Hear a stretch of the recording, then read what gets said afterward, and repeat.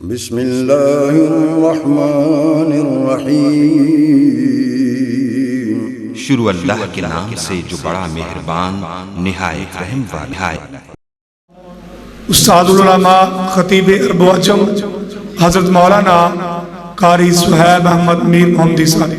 وأنزلنا إليك الذكر لتبين للناس ما نزل إليهم ولعلهم يتفكرون۔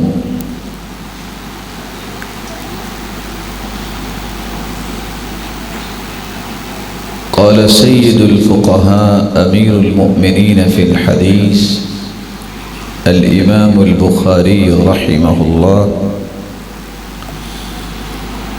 باب قول الله تعالى ونضع الموازين القسط ليوم القيامة وأن أعمال بني آدم وقولهم يوزن. وقال مجاهد: القسطاس العدل بالرومية، ويقال القسط مصدر المقسط وهو العادل، وأما القاسط فهو الجائر.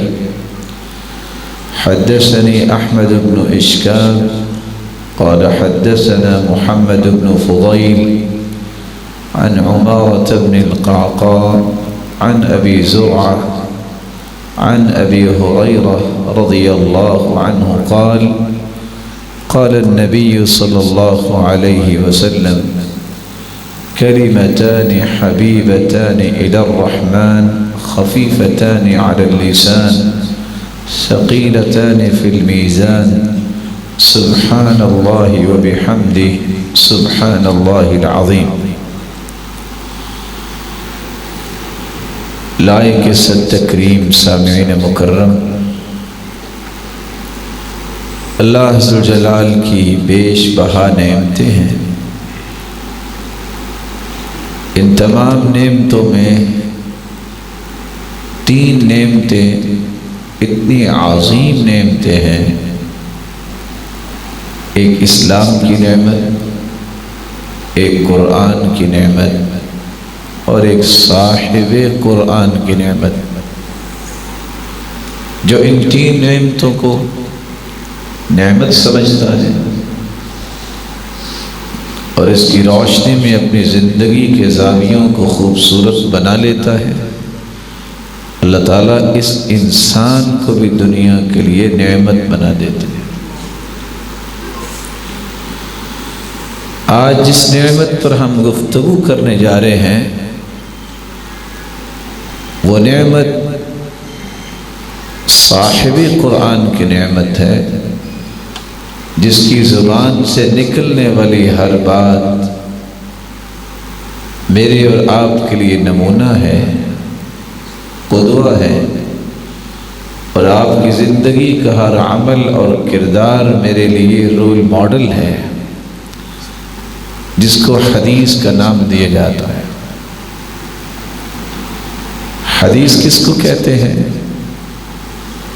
حدیث کلام اور گفتگو کو کہتے ہیں، حدیث نئی چیز کو بھی کہتے ہیں۔ صحیح بخاری کی روایت ہے، سیدہ عائشہ رضی اللہ تعالی عنہ فرماتی ہیں، آپ صلی اللہ علیہ وسلم کا طریقہ مبارک تھا، كان اذا صلى وإن كنت مستيقظة حدثني،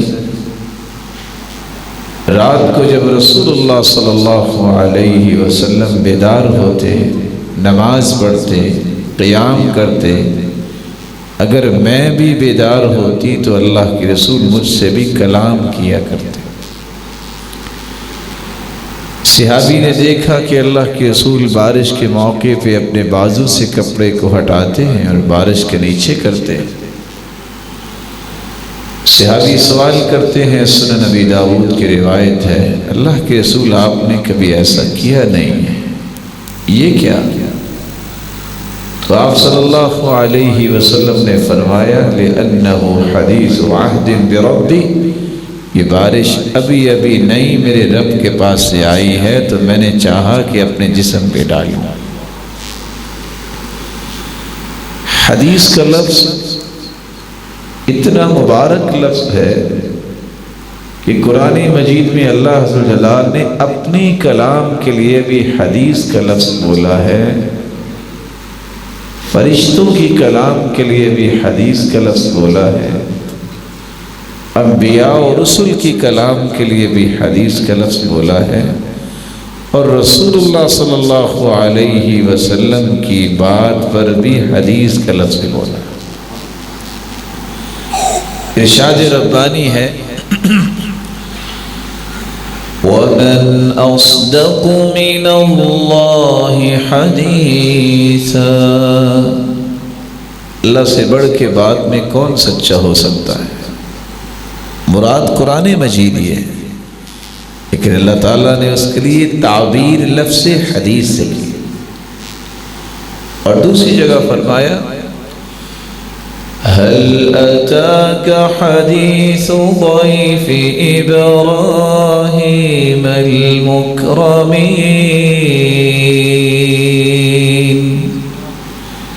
اے میرے محبوب آپ کے پاس ابراہیم کے مہمانوں کی بات نہیں پہنچی؟ وہ مہمان کون تھے؟ وہ اللہ کے نورانی فرشتے تھے، تو اللہ نے ان فرشتوں کی جو بات چیت ابراہیم علیہ السلام کے ساتھ ہوئی اس کو بھی اللہ نے حدیث کہہ دی ہے۔ انبیاء و رسل کی کلام کو بھی اللہ نے حدیث کہا ہے۔ اللہ عز و جلال قرآن مجید میں فرماتے ہیں هل أتاك حديث موسى إذ ناداه ربه بالواد المقدس طوى، کہ آپ کے پاس موسیٰ علیہ السلام کی بات نہیں پہنچی؟ جگہ جگہ پہ اللہ نے موسیٰ علیہ السلام کا قصہ نقل کیا ہے اور اس کی تعبیر حدیث کے ساتھ، بلکہ سب سے خوبصورت قصہ یوسف علیہ السلام کا ہے۔ اللہ نے وہاں بھی یوسف کے سارے قصے کے لیے حدیث کا لفظ بولا ہے۔ ما كان حديثا يفترى ولكن تصديق الذي بين يديه، یوسف علیہ السلام کا قصہ یہ گھڑا ہوا نہیں ہے، یہ تو تصدیق کرنے والا ہے۔ تو اللہ عز و جلال نے اپنی کلام کے لیے بھی حدیث کا لفظ بولا ہے، فرشتوں کی کلام کے لیے بھی حدیث کا لفظ بولا ہے، انبیاء کی کلام کے لیے بھی حدیث کا لفظ بولا ہے، اور سب سے اعلیٰ ہستی محمد الرسول اللہ صلی اللہ علیہ وسلم کی بات کو بھی اللہ نے حدیث کہا ہے قرآن مجید میں۔ وَإِذْ أَسَرَّ النَّبِيُّ إِلَى بَعْضِ أَزْوَاجِهِ حَدِيثًا، اللہ کے رسول نے اپنی بیوی سے بات کی، اللہ نے اسی کو وحی بنا کے اتار دی۔ تو لفظ حدیث کو نیا نہیں ہے، ہر عزت والی کلام، ہر جلالت و عظمت اور تقدس والی کلام کو حدیث کہتے ہیں، خواہ وہ اللہ کی کلام ہو، فرشتوں کی کلام ہو، وہ انبیاء و رسل کی کلام ہو، یا سرتاج رسل کی کلام ہو، اس کو بھی حدیث کہتے ہیں۔ آپ کے عمل کو بھی حدیث کہتے ہیں۔ ما اضیف الی النبی صلی اللہ علیہ وسلم من قول او فعل او تقریر او صفت خلقیہ او صفت خلقیہ، ہر وہ بات جو اللہ کے رسول کی طرف منسوب کی جائے اور صحیح سند سے ثابت ہو، ہر وہ عمل جو اللہ کے رسول صلی اللہ علیہ وسلم کی طرف منسوب کیا جائے، صحیح سند سے ثابت ہو، اور ہر وہ بات جو اللہ کے رسول کے سامنے ہوئی اور آپ نے فرمایا یہ ٹھیک ہے، آپ نے اقرار کیا یا انکار کیا، یہ بھی حدیث ہے۔ یا آپ کے اوصاف کا تذکرہ صحابی کرتے ہیں کہ آپ کا چہرہ انور کتنا خوبصورت تھا کہ اللہ کے رسول سے بڑھ کے دنیا میں کوئی خوبصورت نہیں، یا آپ کے اخلاقیات کا تذکرہ صحابی کرتے ہیں کہ آپ جیسا کوئی بہادر اور آپ جیسا اخلاق والا کوئی نہیں تھا. یہ ساری کی ساری چیزیں جو صحابہ بیان کریں گے اللہ کے رسول کے متعلق، اس کو حدیث کہتے ہیں. حدیث کے معنی کے بعد ایک دوسری بات یاد رکھنے والی ہے. حدیث پر جب تک ایمان نہیں انسان کا ہوتا اس وقت تک وہ دین کو سمجھ ہی نہیں سکتا.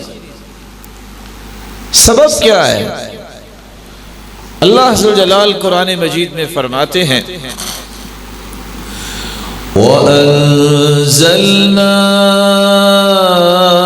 إِلَيْكَ الذِّكْرَ لِتُبَيِّنَ لِلنَّاسِ مَا نُزِّلَ إِلَيْهِمْ وَلَعَلَّهُمْ يَتَفَكَّرُونَ. اے محبوب، یہ قرآن آپ کی طرف اتارا ہے ہم نے، آپ اس کی وضاحت کریں. تو قرآن مجید کی ہر بات کی وضاحت اللہ کے رسول نے کی ہے. آپ ارکان اسلام کو لے لیجیے. قرآن کہتا ہے اقیم الصلاۃ، نماز کو قائم کرو. کیسے قائم کریں؟ قرآن مجید کے 30 پارے ہیں، 114 سورتیں ہیں. آپ کو کہیں بھی یہ نہیں ملے گا کہ صبح کی 2 سنتے ہیں، 2 فرض ہیں. آپ کو یہ کہیں بھی نہیں ملے گا کہ ظہر کے فرائض کتنے ہیں، ظہر کی سنتیں کتنی ہیں، اور عصر اور شام اور عشاء کی رکعتیں کتنی ہیں، رکوع میں کیا پڑھنا ہے، سجدے میں کیا پڑھنا ہے، تشہد کی دعائیں کون سی ہیں، تورک کا طریقہ کیا ہے، ہاتھ کہاں تک اٹھانے ہیں، کہاں باندھنے ہیں. رسول اکرم صلی اللہ علیہ وسلم نے یہ ساری وضاحتیں کی. اگر حدیث نہ ہو تو نماز کا معنی بھی ہم نہیں سمجھ سکتے کہ نماز کا معنی کیا ہے. کیونکہ کچھ لوگ آج بھی کہتے ہیں کہ عربی زبان آ جائے تو سب کچھ سمجھ آ سکتی ہے. عربی زبان میں تو الصلاۃ کے 18 معنی ہیں. کس معنی کو آپ سامنے رکھیں؟ الصلاۃ کا معنی جو ہے وہ گھڑ سواری بھی ہے. تو جو بندہ گھوڑا دوڑا کے آ جائے اس کو کہہ سکتے ہیں نماز پڑھ کے آیا. الصلاۃ کا معنی تو آگ تپانا بھی ہے. سخت سردی میں ڈرائی فروٹ رکھ کے آپ ہیٹر کے سامنے بیٹھ جائے تو نماز ہو جائے گی. اس لیے جب تک اللہ کے رسول اس کی وضاحت نہیں کرتے اقیم الصلاۃ کا معنی سمجھ ہی نہیں آ سکتا. قرآن نے کہا آت الزکاۃ، زکات ادا کرو. کس کی زکات؟ سونا کتنا ہوگا؟ 7.5 تولے سونا ہوگا تو زکات ہوگی. 52.5 تولے چاندی ہوگی تو زکات ہوگی. کسی کے پاس 30 گائے ہیں تو 1 سال کا بچڑا، 40 ہو جائے تو 2 سال کا بچڑا، 5 اونٹ ہو تو 1 بکری زکات ہے، 40 بکریاں ہو تو 1 بکری ہے. اگر زیادہ ہو جائے تو کتنی بکریاں ہیں؟ 10 مشکیزیں اگر آپ نے شہد اتارا ہے تو 1 مشکیز آپ کو زکات دینی ہے. کوئی خزانہ اور خزینہ اور دفینہ مل گیا ہے تو 5واں حصہ زکات ہے. کون سا اناج ہے جو آپ کے گھر میں آئے گا؟ اگر چشمے سے سیراب ہے، بارش آئی ہو اس سے سیراب ہوئی زمین، اور آپ کے گھر میں غلہ آیا ہے، اس سے آپ کو عشر دینا پڑے گا 10واں حصہ. اگر آپ خود محنت کر کے پانی مہیا کرتے ہیں تو نصف عشر ہوگا 20واں حصہ. یہ ساری کی ساری تفصیلات قرآن مجید کی کسی صورت میں نہیں ہے، یہ اللہ کے رسول نے بیان کیا. آپ جب تک حدیث کو نہیں پڑھتے آپ زکات کا معنی ہی نہیں سمجھ سکتے. آپ روزے کو لے لیجئے، اللہ تعالیٰ سب کو رمضان کی نعمت سے مالا مال فرمائے. روزے کے بارے میں فرض روزے کی نیت کب ضروری ہے، نفلی روزے کی نیت کب تک کر سکتے ہیں، کس کس چیز سے روزہ ٹوٹ جاتا ہے، سحری کے آداب کیا ہے، افطاری کے آداب کیا ہے، دعا کیا ہے. رسول اکرم صلی اللہ علیہ وسلم نے یہ ساری وضاحتیں کی ہیں. یہ قرآن مجید میں نہیں ہے. حدیث نہ پڑھیں تو آپ کو روزے کا معنی بھی نہیں سمجھ آئے. قرآن نے اتنا ہی کہا ہے وَلِلَّهِ عَلَى النَّاسِ حِجُّ الْبَيْتِ مَنِ اسْتَطَاعَ إِلَيْهِ سَبِيلًا. جس کے پاس طاقت ہے وہ حج کرے. حج کس کو کہتے ہیں؟ قرآن مجید کی کسی صورت میں یہ نہیں لکھا کہ آپ نے بیت اللہ کے طواف کرتے وقت پہلے 3 چکروں میں پہلوانوں کی طرح چلنا ہے، رکن یمانی سے لے کر حجر اسود تک یہ دعا کرنی ہے، اور آپ نے پھر صفا مروہ پہ یہ کرنا ہے، آپ نے مینا اتنی راتیں رہنا ہے، آپ نے مزدلفہ بھی آنا ہے، آپ نے پہلے عرفات جانا ہے، آپ نے 10 تاریخ کو یہ کام کرنے ہیں۔ یہ ساری تفصیلات قرآن میں نہیں ہیں، یہ اللہ کے رسول نے بیان کی۔ اللہ کے رسول نے فرمایا تھا خذوا عنی مناسککم، خذوا عنی مناسککم، آؤ مجھ سے حج کے طریقے اور مناسک سیکھ لو۔ حدیث جب تک نہیں پڑھتے قرآن کی اس آیت کا معنی ہی نہیں سمجھ آئے گا۔ بلکہ میں تو یہ کہتا ہوں کہ 5واں رکن جو سب سے پہلا رکن ہے وہ ہے توحید۔ آپ کو لا الہ الا اللہ کا معنی بھی سمجھ نہیں آئے گا جب تک محمد مصطفیٰ کی وضاحت نہیں آئے گی۔ آج کتنے لوگ اس کا معنی بھی کرتے ہیں کہ لا الہ الا اللہ کا معنی ہے کہ لا خالق الا اللہ، اللہ کے علاوہ کوئی خالق نہیں۔ یہ تو مشرک بھی کہتے تھے، وَلَئِن سَأَلْتَهُم مَّن خَلَقَ السَّمَاوَاتِ وَالْأَرْضَ لَيَقُولُنَّ اللَّهُ، ان مشرکوں سے پوچھو کہ آسمان کس نے بنایا، زمینیں کس نے بنائی، وہ کہتے ہیں اللہ نے بنایا۔ تو کیا فرق ہوا ہمارا اور ان کا؟ آج بھی لوگ ترجمہ کرتے ہیں لا مالک الا اللہ، کہ اللہ کے سوا کوئی مالک نہیں۔ قرآن کہتا ہے، یہ تو مشرک بھی کہتے ہیں، اَمَّن يَمْلِكُ السَّمَاوَاتِ وَالْأَرْضَ، یہ بتاؤ مالک کون ہے زمین و آسمان کا؟ وہ کہتے تھے اللہ ہی مالک۔ کہاں فرق ہے؟ یہ محمد مصطفیٰ نے بتایا ہے، من قال لا الہ الا اللہ خالصا من قلبہ او نفسی، خلوص کا تقاضا یہ ہے کہ عبادت کے لائق اگر سمجھا جائے تو صرف ایک اللہ کی ذات کو سمجھا جائے۔ تو توحید، نماز، روزہ، زکوٰۃ اور حج، جس کو آپ ارکان اسلام کہتے ہیں، جب تک حدیث نہیں پڑھتے آپ ان کی سمجھ آپ کو آ ہی نہیں سکتی۔ تو رسول اکرم صلی اللہ علیہ وسلم کے بارے میں قرآن نے یہ فیصلہ دیا، وضاحت اللہ کے رسول کریں گے اس قرآن کی۔ یہی حدیث ہے جس کے بارے میں اللہ کے رسول صلی اللہ علیہ وسلم پر قرآن اترتا ہے، وَمَا كَانَ لِمُؤْمِنٍ وَلَا مُؤْمِنَةٍ إِذَا قَضَى اللَّهُ وَرَسُولُهُ أَمْرًا أَن يَكُونَ لَهُمُ الْخِيَرَةُ مِنْ أَمْرِهِمْ۔ جب اللہ کا فیصلہ آ جائے قرآن کی شکل، جب اس کے رسول کا فیصلہ آ جائے حدیث کی شکل، مومن اس کو کہتے ہیں پھر وہ اپنی مرضی نہیں کرتا۔ جو اپنی مرضی کرتا ہے اللہ اور اس کے رسول کے فیصلے کو ٹھکرا دیتا ہے، قرآن کہتا ہے اس سے بڑی گمراہی اور کیا ہو سکتا۔ بلکہ مزے کی بات ہے آج لوگ اس کو سمجھنے سے قاصر ہیں، جو حدیث کو نہیں مانتا وہ قرآن کا بھی منکر اور کافر ہے۔ کیسے؟ اللہ ذو جلال نے بڑی چیزوں کی قسمیں اٹھائی، ایک قسم اللہ نے یہ بھی اٹھائی ہے، فَلَا وَرَبِّكَ لَا يُؤْمِنُونَ حَتَّى يُحَكِّمُوكَ فِي مَا شَجَرَ بَيْنَهُمْ۔ میرے محبوب تیرے رب کی قسم، یعنی مجھے میری کبریائی کی قسم اللہ فرما رہے ہیں، میری عزت و جلالت و تقدس کی قسم، جب تک تیری بات کو حتمی فیصلہ نہ مان لے دنیا والے، مجھے میری کبریائی کی قسم یہ میرے نزدیک مومن نہیں ہے۔ اللہ کے رسول کا فیصلہ آپ زبان سے بول کے فیصلہ دیں گے، اور آپ کی زبان سے نکلی ہوئی بات کو حدیث کہتے ہیں۔ آپ صلی اللہ علیہ وسلم کا عمل بھی فیصلہ ہے، جس عمل کو نہیں مانتا وہ بھی مومن نہیں ہے، اور عمل بھی اللہ کے رسول کا حدیث ہے۔ اس لیے تو قرآن نے کہا وَإِن تُطِيعُوهُ تَهْتَدُوا وَمَا عَلَى الرَّسُولِ إِلَّا الْبَلَاغُ الْمُبِينُ۔ ہدایت یافتہ وہ ہے جو اللہ کے رسول کی بات کو مانتا ہے، جو اللہ کے رسول کی ذات کو مانتا ہے، اللہ کے رسول کے کردار کو مانتا ہے، اطاعت کرتا ہے، فرما برداری کرتا ہے۔ ہم اللہ کے رسول کی بات کی فرما برداری کریں گے، بات بھی حدیث، اس کے عمل کو اپنا عمل بنائیں گے، آپ کا عمل بھی حدیث۔ اللہ کے رسول کے کردار اور اداؤں کو اپنی زندگی میں لائیں گے، ان کی ایک ایک ادا اور ان کا کردار بھی حدیث ہے۔ تو دوسری بات جو میں آپ کی خدمت میں پیش کر رہا تھا، جب تک حدیث نہیں پڑھتے قرآن کی سمجھ نہیں آ سکتی۔ جب تک حدیث نہیں پڑھتے ہم کسی کام پہ عمل کرنے کے لیے کوئی راستہ ڈھونڈتے ہی نہیں ہے۔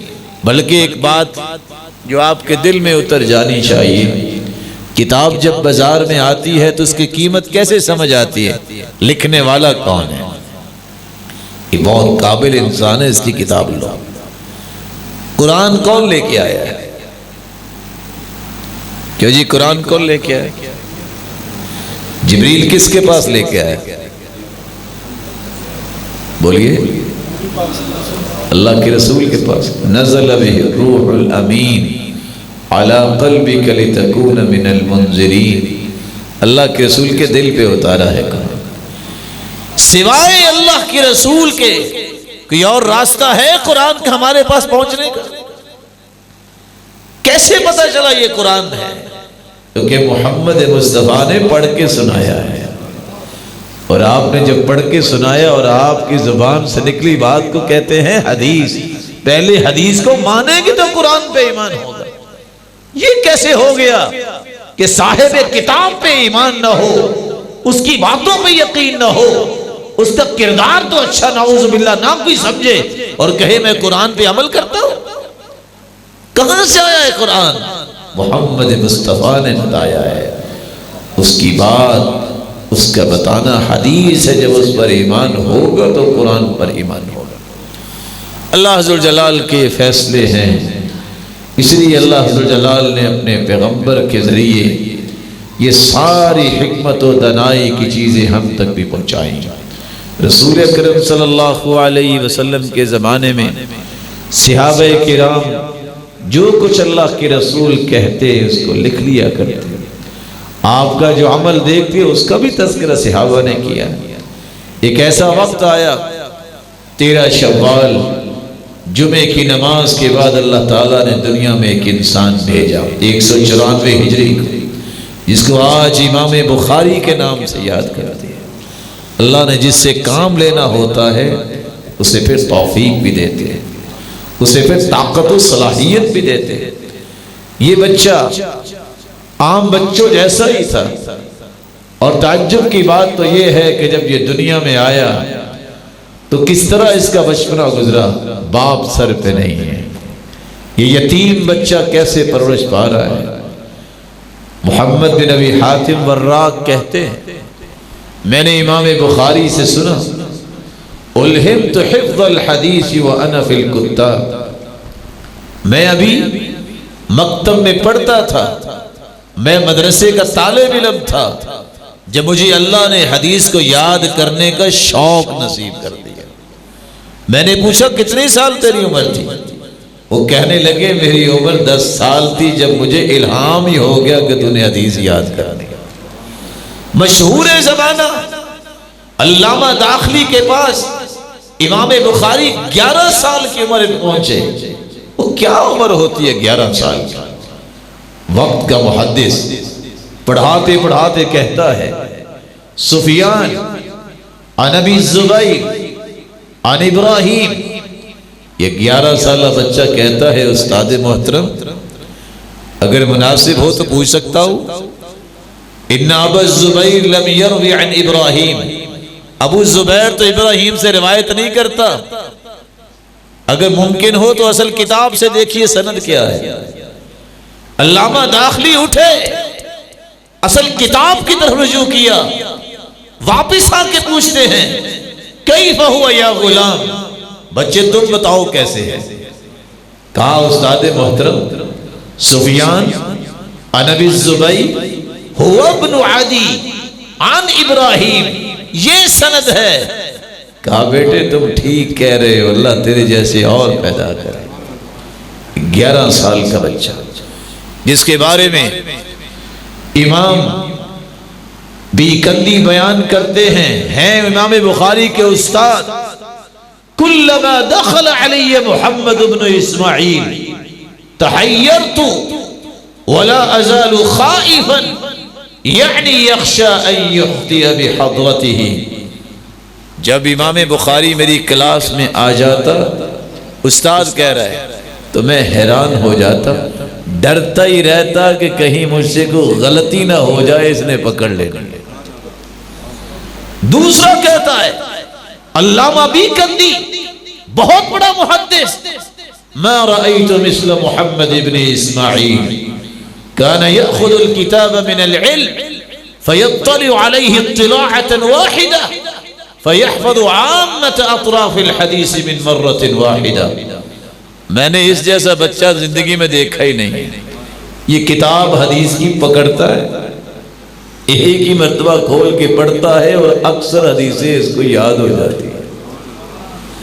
امام بخاری سلیمان بن حرب اپنے استاد سے پڑھنے جاتے ہیں. ساتھی کہتا ہے كنت مع البخاری في مجلس سلیمان بن حرب والبخاری معنا يسمع ولا يكتب. ہم بیٹھے استاد کے سامنے لکھتے تھے لیکن امام بخاری لکھتا نہیں تھا. کہنے والا کہتا ہے ما له لا يكتب، اس کو مسئلہ کیا، یہ لکھتا کیوں نہیں؟ دوسرا کہتا ہے یرجع الى بخارا ویکتب من حفظی. تم تو لکھ رہے ہو نا، یہ یاد کر رہا ہے، بخارا جائے گا واپس تو سب کچھ زبانی جو یاد کیا اس کو لکھ لے گا. آج بھی کتنے لوگ نہیں یقین کرتے. جب ایک شخص نے کہا یہ کیسا ہو سکتا، امام بخاری آئے، کہا کتنی حدیثیں لکھی ہیں؟ 15,000 حدیثیں جو انہوں نے لکھی تھی امام بخاری نے ان کو زبانی سنا دی. اللہ جلال نے جس سے کام لینا ہوتا ہے اسے صلاحیتوں سے نوازتے ہیں. امام ابن عدی رحمہ اللہ نقل کرتے ہیں امام بخاری جب بغداد میں آئے، یہ بچے کی عمر کتنی ہے؟ 16 سال کی عمر جب ہوئی، امام بخاری کہتے ہیں حفظت کتب ابن المبارک ووکیع وعرفت کلام هؤلاء یعنی اصحاب الرأی. میری عمر جب 16 سال ہوئی، میں نے عبداللہ بن مبارک کی ساری کتابیں زبانی یاد کر لی.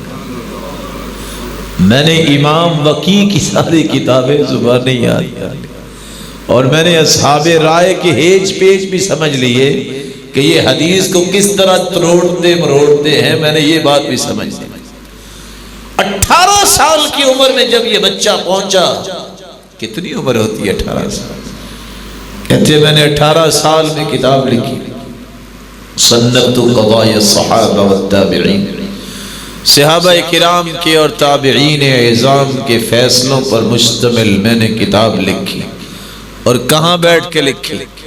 کنت اکتبہ فی اللیال المقمرہ، رات کی تاریکی میں چاند کی چاندنی میں بیٹھ کے میں نے یہ کتاب لکھی.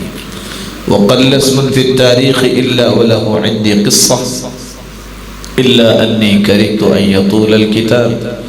میں نے ابھی اختصار کیا ہے، کوئی ایسا نام نہیں ہے صحابی اور تابعی کا جس کے بارے مجھے قصہ یاد نہیں ہے. مجھے یہ بھی پتا ہے یہ کب پیدا ہوا، کب فوت ہوا، کون کون سی حدیثیں اس نے بیان کی.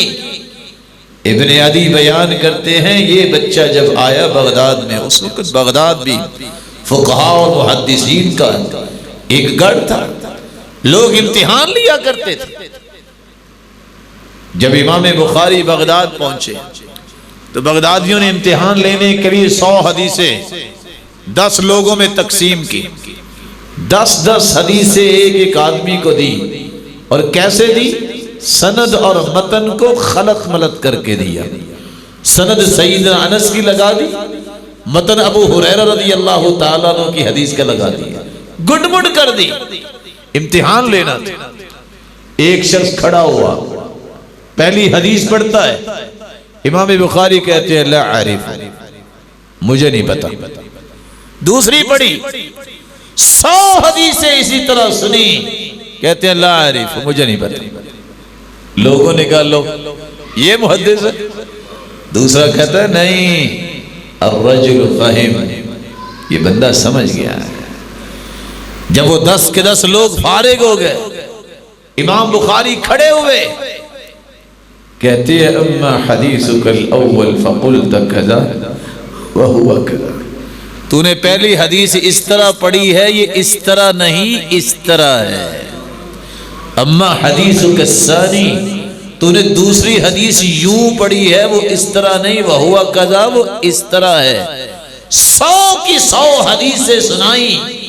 امام ابن حجر اسقلانی لکھتے ہیں مَلْ عَجَبُ مِنْ رَدِّهِ الْخَطَئِ إِلَى الصَّوَابِ فَإِنَّهُ كَانَ حَافِظًا، ہمیں تعجب یہ نہیں ہے کہ امام بخاری رحمہ اللہ تعالی اس نے 100 حدیثیں جو ہیں وہ صحیح سنا دی۔ بل العجب من رده الخطأ الى الصواب، ہمیں تو تعجب یہ ہو رہا ہے على ترتیب ما القوه من مرة واحدة، 100 حدیث سے اس نے غلط سنی ایک ہی مرتبہ، تو اس نے ایک مرتبہ سن کے یاد کر لیا۔ یہ امام بخاری کا حافظہ تھا۔ بل العجب من حفظه للخطأ على ترتیب ما القوه من مرة واحدة، جس ترتیب سے انہوں نے خلط ملت حدیثیں بیان کی، ایک مرتبہ سن کے ان کو یاد کر لیا۔ امام بخاری رحمت اللہ علیہ کے اساتذہ امام احمد بن حنبل جیسے، علی بن مدینی جیسے، ابو بکر بن ابی شیبہ جیسے، عثمان بن ابی شیبہ جیسے، سلیمان بن حرب جیسے، آدم بن ایاس جیسے، جس کے پاس پڑھنے گئے 13 دن تک پتے کھا کے پڑا ہے، کھانا نہیں کھا سکے۔ ایسے نہیں علم آتا۔ ابن عبد البر کہا کرتے تھے لا ینال العلم براحت البدن، جو آرام چاہتا ہے وہ کبھی علم حاصل نہیں کر سکتا۔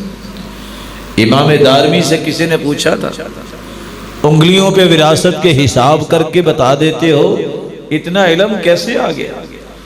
تو امام دارمی نے کہا تھا کنت انام علی البواری 30 سنہ، 30 سال ہو گئے ہیں ایک مرتبہ بھی چارپائی پہ کمر نہیں لگائی، بوریوں پہ سو کے گزارا کیا۔ امام بخاری رحمت اللہ علیہ فرماتے ہیں کتبت عن 1080 نفسا لیس فیہم الا صاحب حدیث ولست اکتب الا عمن قال الایمان قول وعمل، میں نے 1080 اساتذہ سے علم حاصل کیا ہے، اور سارے کے سارے محدث تھے، اور سب کے سب کا عقیدہ بھی وہ تھا جو صحابہ کرام کا تھا کہ ایمان دعوے کا نام نہیں ہے، جب تک عمل نہیں ہوگا اس وقت تک ایمان پورا نہیں ہوتا۔ ویسے ایک بات ہے جو میں آپ سے پوچھ سکتا ہوں، 1080 علماء آپ نے دیکھے ہوئے ہیں؟ بولیے، ہم نے تو 1080 علماء دیکھے بھی نہیں ہیں۔ امام بخاری نے 1080 اساتذہ سے پڑھا ہے، اور یہ وہ استاد ہیں امام احمد بن حنبل رحمت اللہ علیہ، جو کہا کرتے تھے ما اخرجت خراسان مثل محمد ابن اسماعیل، لوگوں خراسان کی سرزمین نے امام بخاری جیسا آج تک جنا ہی نہیں ہے۔ استاد ہیں ان کے علی بن مدینی، جن سے امام بخاری بھی ڈرتے تھے، اور استاد ہی کہہ رہا ہے پتہ نہیں بخاری مجھ سے ڈرتا کیوں ہے، لم یر البخاری مثلا، اس نے بھی اپنے جیسا ذہین و فطین دیکھا ہی نہیں ہوگا۔ امام ابن خزیمہ فرماتے ہیں ما رأيت مثل محمد ابن اسماعیل تحت عدیم السماء اعلم بحدیث رسول اللہ ولا احفظ له من محمد ابن اسماعیل، میں نے آسمان کی نیل گو چھت کے نیچے حدیث کا اتنا بڑا حافظ امام بخاری سے بڑا کوئی دیکھا ہی نہیں۔ یہ امام بخاری ہے جس کے بارے میں قتیبہ بن سعید کہا کرتے تھے لو کان البخاری فی الصحابہ لکان آیہ، اگر امام بخاری صحابہ میں ہوتے تو ان کی انوکھی ہی شان ہوتی۔ اور قتیبہ بن سعید کہا کرتے تھے کان الامام البخاری فی اصحابہ کعمر فی الصحابہ، امام بخاری کا اپنے زمانے میں علماء کے درمیان وہی مقام تھا جو سیدنا عمر کا مقام صحابہ میں تھا۔ رجاء ابن رجاء کہا کرتے تھے هو آیت من آیات اللہ کانت تمشی علی ظہر الارض، کسی نے زمین پہ چلتی پھرتی اللہ کی نشانی دیکھنی ہے تو امام بخاری کو دیکھ لو۔ اور ایسے بھی لوگ تھے جن میں یحییٰ بن جعفر البیکندی ہیں، وہ کہتے ہیں کاش مجھے اللہ یہ طاقت دے دے، لو قدرت ان ازید من عمری فی عمر محمد بن اسماعیل لفعلت، اگر مجھے طاقت مل جائے کہ میں اپنی زندگی امام بخاری کو دے سکوں تو میں دے دوں گا، لأن موتی موت رجل واحد وموت محمد بن اسماعیل فیہ ذہاب العلم، کیونکہ میں اگر فوت ہو گیا تو ایک انسان ہی فوت ہو گیا، امام بخاری فوت ہو گیا تو علم ساتھ چلا جائے گا۔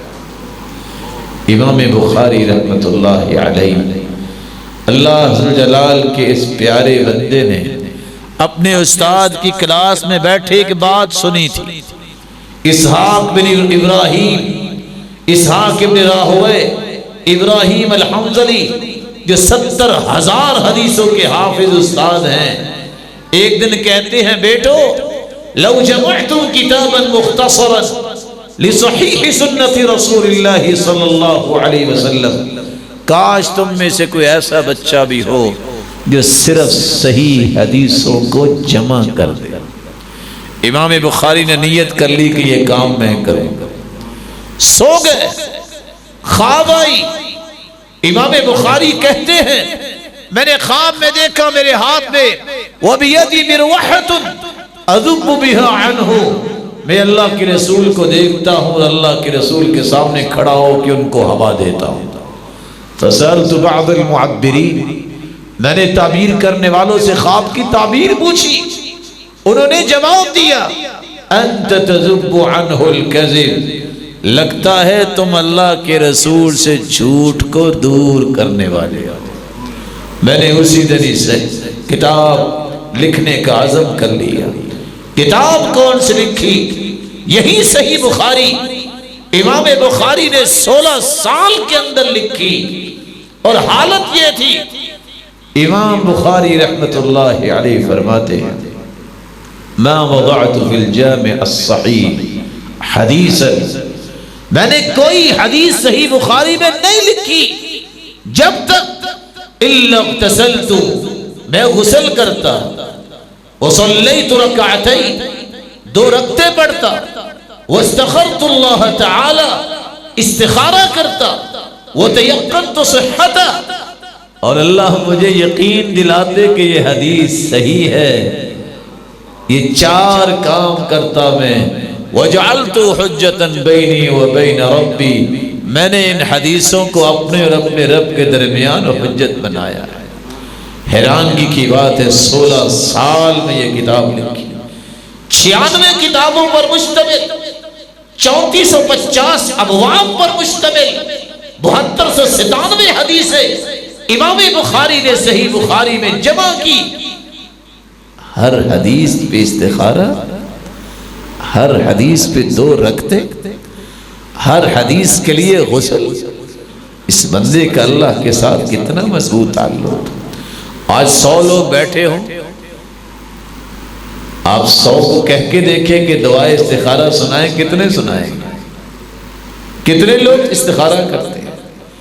امام بخاری رحمت اللہ علیہ جہاں یہ کتاب لکھ کے گئے، اس امت پر احسان کر کے گئے، وہاں آج علم حدیث پہ اگر نظر دوڑائے تو جتنا علم حدیث لگتا ہے یہ امام بخاری کا ہی صدقہ ہے۔ امام مسلم کی صحیح مسلم امام بخاری کے شاگرد ہے، جامع ترمذی امام ترمذی کی ہے، یہ بھی امام بخاری کے شاگرد ہے، سنن النسائی امام نسائی نے لکھی ہے، یہ بھی امام بخاری کے شاگرد ہے، محمد بن نصر المروزی کتاب لکھتے ہیں، یہ بھی امام بخاری کے شاگرد ہے، ابو حاتم الرازی امام ابو زرع رازی، یہ بھی امام بخاری کے شاگرد ہے، ابن خزیمہ ہے، تو یہ بھی امام بخاری کے شاگرد ہیں، ابن ابی دنیا ہیں تو یہ بھی امام بخاری کے شاگرد ہیں۔ 90,000 لوگوں نے تو امام بخاری سے ڈائریکٹ صحیح بخاری پڑھی تھی۔ آج دنیا کے اندر علم حدیث یہ اللہ عز و جلال نے صدقہ جاریہ بنایا ہے تو اس انسان کا بنایا ہے۔ اس صحیح بخاری کی آخری روایت جو میں نے آپ کے سامنے پیش کی ہے، امام بخاری نے باب باندھا اور باب کے باندھنے پر آیت لے کے آئے ہیں، باب قول اللہ تعالی وَنَضَعُ الْمَوَازِينَ الْقِسْطَ لِيَوْمِ الْقِيَامَةِ، قیامت کے دن ہم میزان ترازو قائم کریں گے۔ جبریل امین کو اللہ حکم دیں گے ترازو لگاؤ، جہاں وزن ہوگا اور کسی پر کوئی ظلم نہیں ہوگا، انسان کے اقوال بھی تولے جائیں گے، اعمال بھی تولے جائیں گے اور انسان بھی تولے جائیں گے، جن رجسٹروں میں نیکی اور برائیاں لکھی جا رہی ہیں وہ بھی تولے جائیں گے۔ حدیث بھی آتا ہے کہ وہ میزان اتنا بڑا ہوگا، لو وضعت السماوات والارض ومن فيهن في كفة لوسعتهن، ساتوں آسمان، ساتوں زمینیں اور جو کچھ ان کے درمیان ہے اگر قیامت کے دن ایک پلڑے میں رکھ دیے جائیں تو ایک پلڑا بھرے گا نہیں، اتنا بڑا ترازو ہوگا۔ وہاں تولا جائے گا تو انسان کی ہر بات تولی جائے گی، اس لیے سوچ کے بولنا چاہیے۔ اللہ کے رسول کا فرمان ہے والحمدللہ تملأ المیزان، وہ پلڑا جو ساتوں آسمانوں اور ساتوں زمینوں 14 طبق سے نہیں بھرتا، اگر کوئی الحمدللہ کہہ دیتا ہے تو نیکیوں سے دونوں پلڑے لبالب بھر جاتے ہیں۔ انسان کے اعمال کو بھی تولا جائے گا۔ اثقل شیء فی المیزان الخلق الحسن، سب سے بھاری جو چیز ہوگی قیامت کے دن نام اعمال میں وہ انسان کا اچھا اخلاق ہوگا۔ انسانوں کو بھی تولا جائے گا، لیکن اس تول میں گوشت اور ہڈیوں کا وزن نہیں ہوگا، وہ نیکیوں کی وجہ سے وزن بڑھے گا اور کم ہوگا۔ انہ لیأتی الرجل العظیم السمین لا یزن عند اللہ جناح بعوضہ، ایک موٹا تازہ آدمی آئے گا قیامت کے دن، جب اس کا وزن کیا جائے گا تو اس کا وزن مچھر کے پر جتنا بھی نہیں ہوگا۔ اور ایک وہ بھی ہے کہ اللہ کے رسول نے صحابہ کو دیکھا کہ عبداللہ بن مسعود رضی اللہ تعالیٰ عنہ کی باریک پنڈلیوں کو دیکھ کر مسکرانے لگے۔ آپ نے فرمایا کیوں مسکرا رہے ہیں؟ والذی نفس محمد بیدی انہما اسقل فی المیزان من جبل احد، اللہ کی قسم جن باریک پنڈلیوں کو دیکھ کے مسکرا رہے ہو، اس ذات کی قسم جس کے ہاتھ میں میری جان ہے، قیامت کے دن جب وزن ہوگا تو یہ 2 پنڈلیاں احد پہاڑ سے بھی وزنی ہوں گی۔ انسان کے جہاں اقوال تولے جائیں گے، انسان کے اعمال تولے جائیں گے، وہاں انسان کو بھی تولا جائے گا۔ پھر وہ رجسٹر تولے جائیں گے جن میں برائیاں اور نیکیاں لکھی جا رہی ہیں۔ رسول اکرم صلی اللہ علیہ وسلم کا فرمان ہے ایک شخص کی برائیاں ہی ہوں گی، جب پلڑے میں برائیاں رکھ دی جائیں گی، نیکی ہوگی کوئی نہیں، کہے گا کیا بچا ہے؟ فرشتہ لے کے آئے گا ایک کارڈ، بطاقہ، جس میں کلمہ توحید لکھا ہوگا، لا الہ الا اللہ۔ وہ کارڈ کو دے کے کہے گا اتنا سا کارڈ ان کے مقابلے میں کیا کرے گا؟ جب وہ دوسرے پلڑے میں رکھا جائے گا، فطاشت السجلات، وہ برائیوں کا پلڑا اٹھ جائے گا اور یہ کلمہ بھاری ہوگا اور یہ جنت میں چلا جائے گا۔ قیامت کے دن کچھ ایسے بھی خوش نصیب ہیں جو بغیر حساب و کتاب کے جنت میں جائیں گے۔ اللہ کے رسول کا فرمان ہے وعدنی ربی ان يدخل من امتی 70,000 من لا حساب علیہم ولا عذاب، میرے رب نے میرے ساتھ وعدہ کیا ہے کہ میری امت سے 70,000 لوگ بغیر حساب و کتاب کے جنت میں داخل فرمائیں گے۔ مع کل واحد 70,000، ہر ایک کے ساتھ 70,000 مزید۔ آپ 70,000 کو 70,000 سے ملٹی پلائی کریں، 4 ارب 90 کروڑ لوگ بغیر حساب و کتاب کے، وجوہہم کالقمر لیلۃ البدر، ان کے چہرے 14ویں رات کے چاند کی طرح چمک رہے ہوں گے، آخذا بعضہم بعضا، ایک دوسرے کے ہاتھوں میں ہاتھ ہوں گے، ایک ہی وقت میں اور ایک ہی دروازے سے اکٹھے بغیر حساب و کتاب جنت میں داخل ہوں گے۔ اللہ ایسے لوگوں میں ہمیں بھی شامل فرمائے۔ لیکن رک کے ایک بات پوچھنا چاہوں گا، جہاں 4 ارب 90 کروڑ لوگ ایک ہی مرتبہ اکٹھے دروازے سے گزرے، وہ دروازہ جنت کا کتنا بڑا ہوگا، یہ بھی تو سوچنے کی بات ہے۔ اور کچھ ایسے ہیں جو بغیر حساب کے جہنم میں جائیں گے، وہ کافر ہیں۔ فَلَا نُقِيمُ لَهُمْ يَوْمَ الْقِيَامَةِ وَزْنًا، ان کی نیکی تو ہے ہی کونی جس کا کوئی وزن کیا جائے، باقی لوگوں کے حساب و کتاب کا وزن ہوگا۔ جس کی نیکیاں زیادہ ہے وہ جنتی ہے، جس کی برائیاں زیادہ ہیں وہ ایک مرتبہ جہنم میں جائے گا۔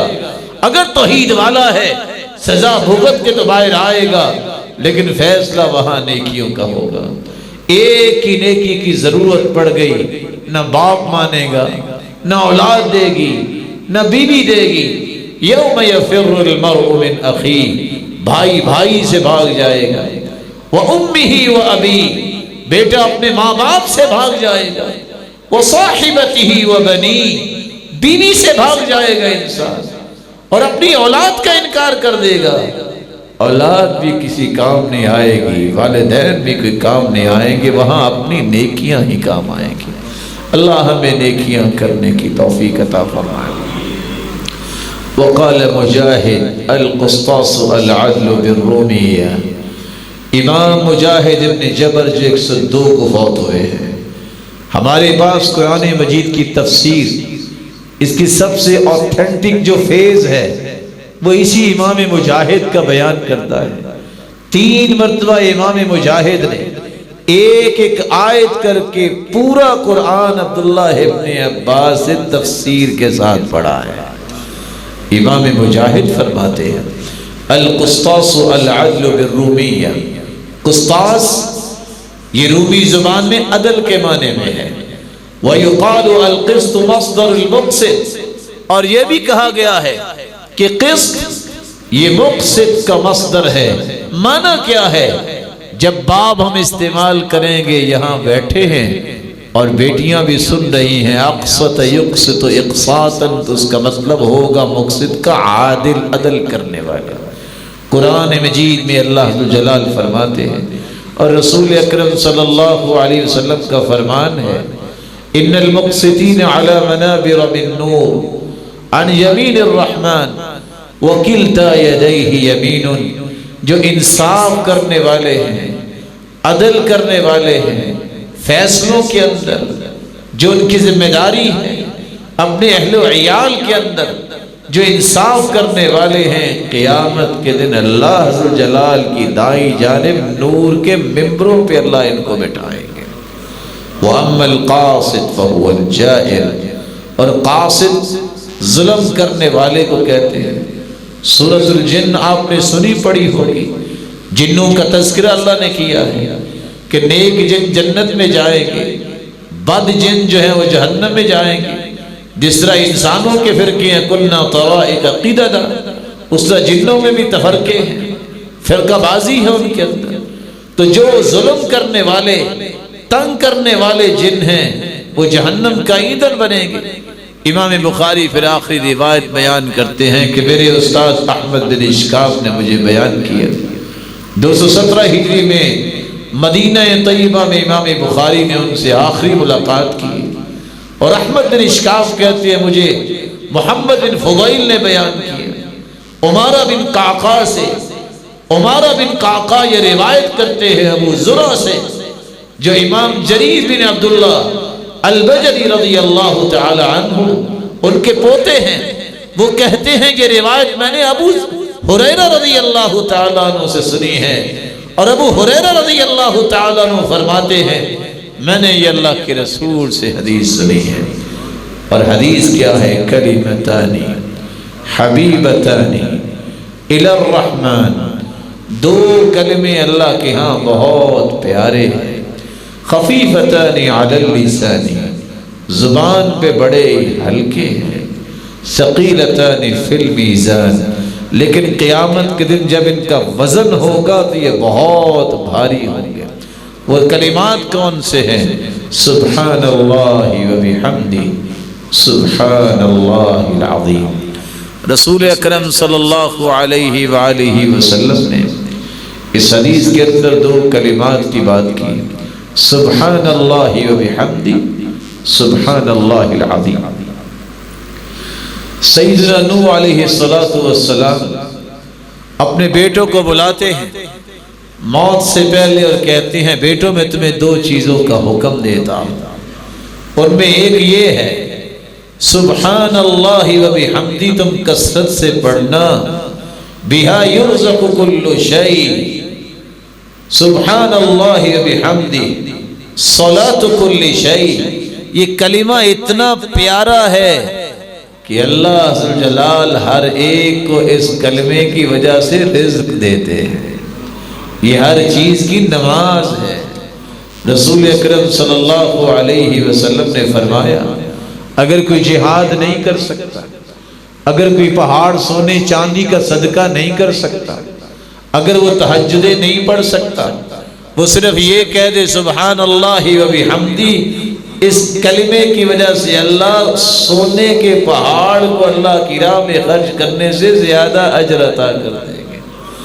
اللہ کی رسول نے فرمایا من قال سبحان اللہ و بحمدہ 100 مرہ حطت عنہ خطایاہ وان كانت مثل زبد البحر، جو 100 مرتبہ سبحان اللہ و بحمدہ کہہ دیتا ہے، اگر سمندر کی جھاگ جتنے بھی گناہ ہیں تو اللہ سارے گناہوں کو معاف کر دیتے ہیں۔ رسول اکرم صلی اللہ علیہ وسلم نے اس لیے فرمایا کہ یہ کلمات اتنے پیارے ہیں، سبحان اللہ والحمد للہ ولا الہ الا اللہ واللہ اکبر، یہ افضل ترین کلمات بھی ہیں اور اللہ کے ہاں محبوب ترین کلمات بھی ہیں، اور یہ پڑھ کے رات کی تاریکی میں بیدار انسان ہو جائے، ولا حول ولا قوت الا باللہ ساتھ ملا کے جو بھی دعا کرے اللہ اس دعا کو رد ہی نہیں کرتا۔ ایک دیہاتی آیا اور آ کے کہتا ہے اللہ کے رسول ایک بات تو بتائیں، ایسا کلمہ مجھے سکھا دے جو مجھے نفع دے۔ آپ نے فرمایا کہو سبحان اللہ والحمد للہ ولا الہ الا اللہ واللہ اکبر۔ اس نے یہ کہہ دیا۔ دیہاتی آپ کو پتہ ہے ذرا سیدھا سیدھا حساب کرتے ہیں، وہ تھوڑا سا دور گیا واپس آ گیا، کہتا ہے اللہ کے رسول سبحان اللہ، اللہ پاک ہے، یہ تو اللہ کے لیے ہوا، تو میرے لیے کیا ہے؟ والحمدللہ، ساری تعریفیں اللہ کے لیے ہیں، اللہ کے رسول یہ بھی اللہ کے لیے ہوا تو میرے لیے کیا ہے؟ لا الہ الا اللہ، اللہ کے سوا کوئی عبادت کے لائق نہیں، یہ بھی اللہ کی توحید ہوئی، میرے لیے کیا ہے؟ واللہ اکبر، اللہ ہی سب سے بڑا ہے، اللہ کے رسول یہ بھی تو اللہ کی کبریائی ہوئی تو میرے لیے کیا ہے؟ آپ نے فرمایا جب تم کہو گے نا سبحان اللہ تو تیرا رب کہے گا صدقت میرے بندے تو نے سچ کہا ہے، جب تم کہو گے نا الحمدللہ تو تیرا رب کہے گا صدقت میرے بندے تو نے سچ کہا ہے، جب تم تیسری مرتبہ کہو گے نا لا الہ الا اللہ تو تیرا رب تیسری مرتبہ تجھے کہے گا صدقت میرے بندے تو نے سچ کہا ہے، جب تم کہو گے اللہ اکبر تو تیرا رب چوتھی مرتبہ تمہیں کہے گا صدقت میرے بندے تو نے سچ کہا ہے۔ اور جس انسان کو 4 مرتبہ اس کا رب کہہ دے یہ سچا ہے وہ کتنا خوش نصیب ہے۔ پھر تم یہ کہنا اللہم اغفر لی، یا اللہ مجھے معاف کر دے، تیرا رب کہے گا قد فعلت، جاؤ میرے بندے میں نے معاف کر دیا۔ پھر تم کہنا اللہم ارحمنی، اللہ مجھ پہ رحمت کا نزول فرما، تو تیرا رب کہے گا قد فعلت، جاؤ میرے بندے میں نے تجھے رحمتوں کا مستحق بنا دیا۔ پھر تم یہ کہنا ورزقنی، اللہ گناہ معاف ہو گئے، رحمتیں بھی مل گئی، رزق بھی مجھے چاہیے، تیرا رب کہے گا قد فعلت، جاؤ میرے بندے تجھے رزق کی فراوانی میں نے عطا کر دی۔ جب اس دیہاتی نے یہ بات سنی نا تو یہ کلمات کہتا کہتا وہاں سے دوڑ گیا خوشی سے۔ آج ان کلمات کو کہنے کی ضرورت ہے۔ آپ سوچئے، آپ 100 قدم صبح اٹھاتے ہوں گے جب سیر کرتے ہیں، سبحان اللہ و بحمدہ 1 سے 2 سیکنڈ میں بندہ کہتا ہے۔ آپ 100 سے 150 قدم اٹھائیں گے، آپ کی سیر بھی ہو جائے گی اور زندگی کے سارے گناہ بھی معاف کر دیے جائیں گے۔ سمندر کی جھاگ سے مراد کیا ہے؟ انسان دیکھتا ہے کہ آج موجیں جو ہیں وہ کنارے کے ساتھ لگتی ہیں اور 24 گھنٹے آ کے ٹکراتی ہیں، جھاگ بنتی رہتی ہے۔ کوئی 24 گھنٹے بھی وہ اٹا ہوا ہو گناہوں میں تو اللہ اس کے گناہوں کو بھی معاف کر دیتے ہیں۔ رسول اکرم صلی اللہ علیہ وآلہ وسلم کی احادیث کو جمع کرنے والے امام بخاری جنہوں نے ان احادیث کو جمع کیا، میری اللہ عز و جلال سے دعا ہے ان احادیث کو پڑھنے والی بیٹیوں کو اللہ دنیا اور آخرت میں عزتوں سے نوازے، اور دعا گوہوں میں اپنے بہت ہی محترم اور مکرم بھائی اللہ عز و جلال اس بھائی کی زندگی میں برکت فرمائے۔ فضیلت الشیخ شیخ محمد اجمل بھٹی صاحب، اللہ عز و جلال نے ان کے ہاتھوں پہ بہت خیر جاری کی ہے، اللہ مزید انہیں عظمتوں سے نوازے اور ان کا فیض عام کرے۔ جنہوں نے یہ مبارک کتاب پڑھائی ہے اللہ عز و جلال جنت میں اعلیٰ مقام نصیب فرمائے، اور امام بخاری رحمۃ اللہ علیہ کی قبر کو کروڑہا نور سے منور فرمائے۔ امام بخاری رحمۃ اللہ علیہ کی کتاب جس کے بارے میں امام کروانی لکھتے ہیں، جعل کتابہ قسطاسا ومیزانا یرجع الیہ، امام بخاری نے اپنی کتاب کو بھی میزان بنایا ہے۔ کسی نے علم تولنا ہو تو بخاری پہ آ کے تولے۔ یہی وجہ ہے کہ آج اس نے بخاری نہیں پڑھی ہوتی لوگ اس کو عالم نہیں مانتے، وزن لوگوں کے پاس بھی ہے۔ بخاری پڑھا ہے عالم ہے، بخاری نہیں پڑھی اس کا مطلب اس کا علم ابھی مکمل نہیں ہوا۔ تو امام بخاری کے بارے میں امام کرمانی نے جو بات کہی ہے وہ سچ کہی ہے۔ امام بخاری نے اپنی نیت کا بھی وزن کیا۔ آپ دیگر کتابیں کھولیے، وہاں آپ کو کوئی اور حدیث ملے گی۔ صحیح بخاری امام بخاری نے شروع کی ہے تو انما الاعمال بالنیات، عمل کی قبولیت کا دار و مدار نیتوں پر بتانا یہ چاہتے ہیں کہ میں نیت خالص کر کے شروع کر رہا ہوں اس کتاب کو پڑھتے اور پڑھاتے وقت لوگوں تم بھی اپنی نیت کو خالص کریں۔ اس انسان کو اللہ نے کتنی عقل دی تھی۔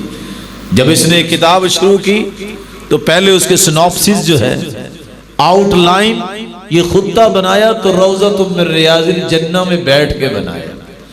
شروع کیا تو بیت اللہ میں بیٹھ کے، اور اس سے بڑی بات پہلی حدیث امام بخاری لائے ہیں حدثنا الحمیدی عبداللہ ابن الزبیر، حمیدی سے پہلی روایت لائے ہیں اور آخری روایت لائے ہیں احمد بن اشکاب سے۔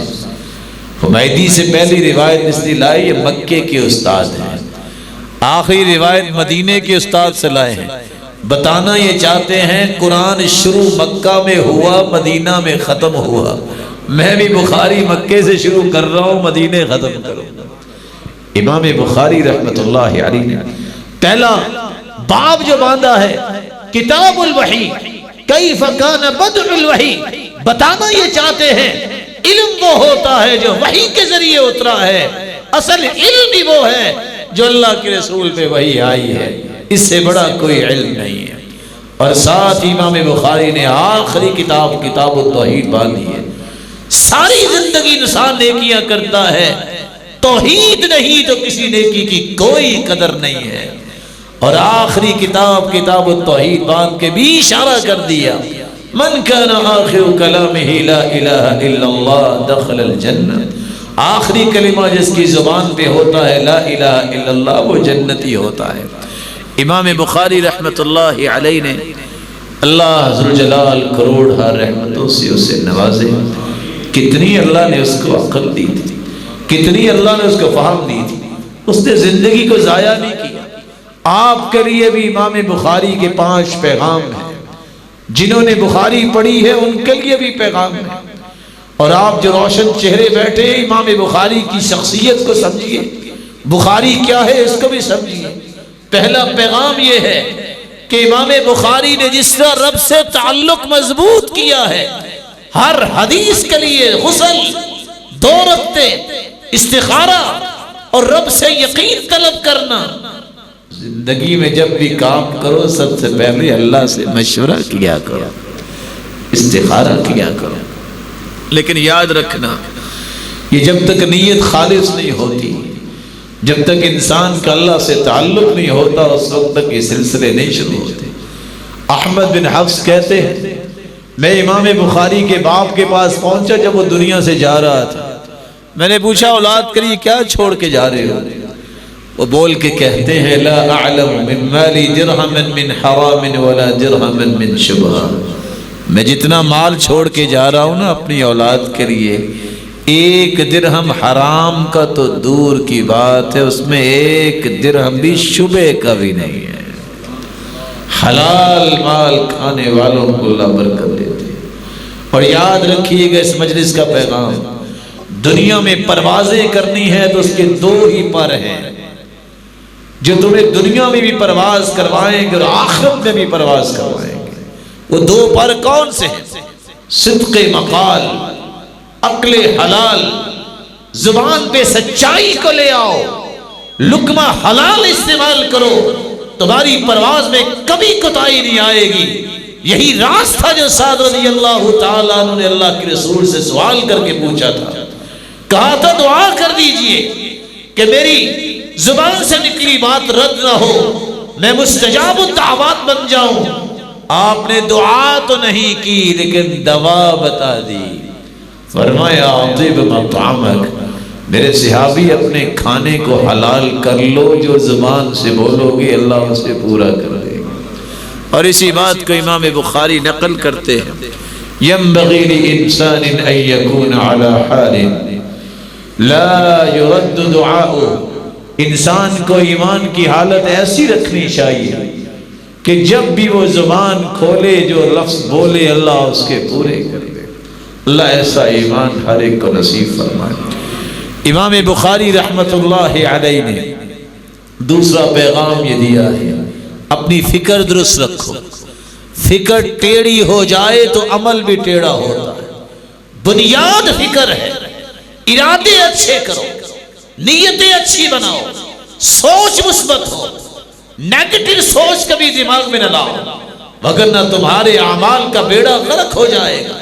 کس قدر خوبصورت فکر ہے امام بخاری رحمت اللہ علیہ کی کہ آج صحیح بخاری کو اٹھائیں تو پتہ چلتا ہے۔ آج کچھ لوگ اس کے خلاف بولتے ہیں، کوئی اس کے خلاف بولتا ہے، کوئی اس کے خلاف بولتا ہے۔ امام بخاری نے یہ کام نہیں کیا۔ امام بخاری نے کام کیا کیا؟ اکیلی کتاب الجمعہ امام بخاری کی پڑھ لے تو بندے کو سمجھ آ جاتا ہے۔ احناف وہ کہتے ہیں جمعہ شہر میں ہوگا،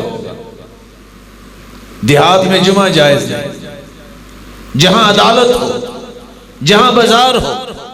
امام بخاری نے کوئی بات نہیں کی کہ یہ کیا کہہ رہے ہیں، چپکے سے باب باندھا ہے، باب الجمعۃ فی المدن والقرى، جمعہ شہروں میں بھی ہو سکتا ہے، دیہات میں بھی ہو سکتا ہے۔ 7 حدیث لے آیا ہے، ان اول جمعۃ جمعت بعد مسجد رسول اللہ صلی اللہ علیہ وسلم فی مسجد عبد القیس بجواسہ من البحرین، اللہ کے رسول کی مسجد کے بعد، مسجد نبوی کے بعد جو جمعہ پڑھایا گیا وہ بحرین کے اندر جواسہ بستی میں مسجد عبد القیس میں پڑھایا گیا۔ کوئی بات نہیں کہی، کچھ نہیں کہا کہ تم کیا کہہ رہے ہو، دلیل پیش کی ہے۔ دلائل کی زندگی بناؤ، جھگڑے چھوڑو، فساد نہ کرو، ڈائریکشن دو لوگوں کو۔ یہ ہے حدیث، یہ ہے قرآن۔ کوئی مانتا ہے اس کی خیر، جو نہیں مانتا تو اس کی محرومی۔ تم فساد نہ کرو، تفرقوں میں نہ جاؤ، جھگڑے نہ کرو، امام بخاری جیسی عقل اور فکر بناؤ. امام بخاری نے دلیل پیش کر دی. مالکیہ وہ کہنے لگے کہ جمعہ ہر بندے پہ فرض ہے. اب سوال یہ ہے کہ بچوں پہ کیسے فرض ہے, عورتوں پہ کیسے فرض ہے, مسافر پہ کیسے فرض ہے؟ امام بخاری نے کوئی بات نہیں کی, باب باندھا ہے باب رخصت ان لم يحضر الجمعہ فی المطر. بارش آ جائے تو جمعہ پڑھنے کوئی بھی نہیں آئے. حدیث پیش کر دی عبداللہ بن عباس سے, بارش ہے آپ مٹی میں چل کے آؤ گے, مسجد میں اسی طرح آؤ گے.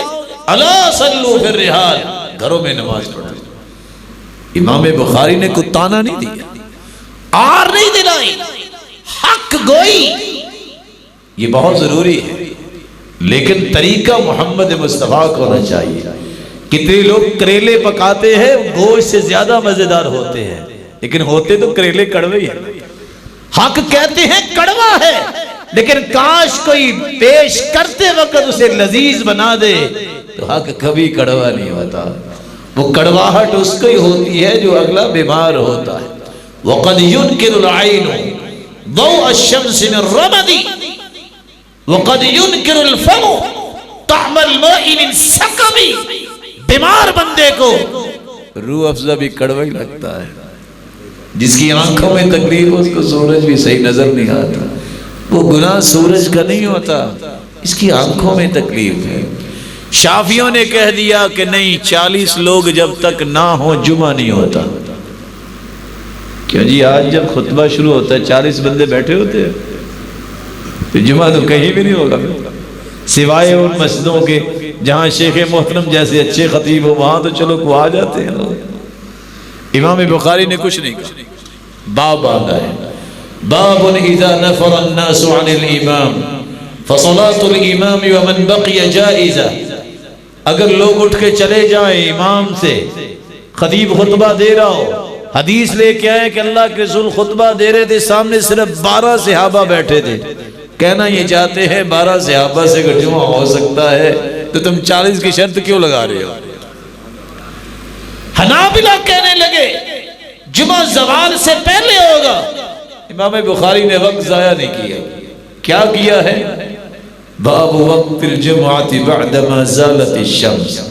جمعے کا وقت ہے جب سورج زائل ہو جائے, زوال کے بعد جمعہ پڑھتے ہیں, اور ساتھ دلیل پیش کرتی ہے.